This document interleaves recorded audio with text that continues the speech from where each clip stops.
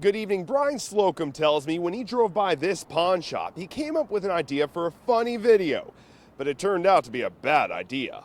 On Tuesday evening, a man entered the A&F pawn shop in Sarasota and made a strange request to store owner Richard Jordan. It's the weirdest, strangest situation that we've ever encountered. He put it up on the counter.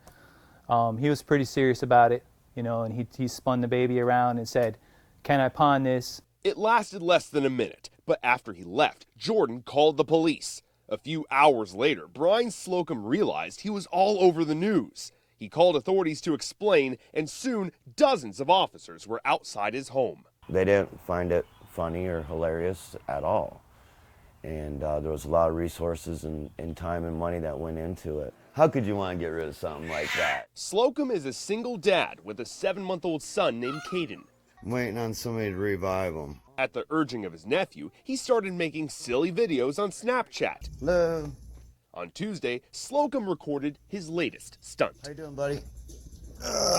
This is what I got. I know no one under 18 in here, but he's barely used, 7.5 months old. What do you think he's worth? He didn't think the manager would take it seriously. Just pawn. I don't want to get rid of him.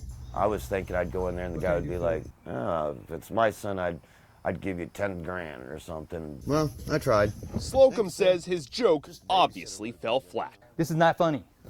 This is not funny. This is serious business. There's nothing in the world that I would trade for my son. I mean, he's my world. Nor any money is worth him. Sarasota police are not charging him, and Slocum has learned his lesson. He is a warning for others. It was a prank. It was a skit.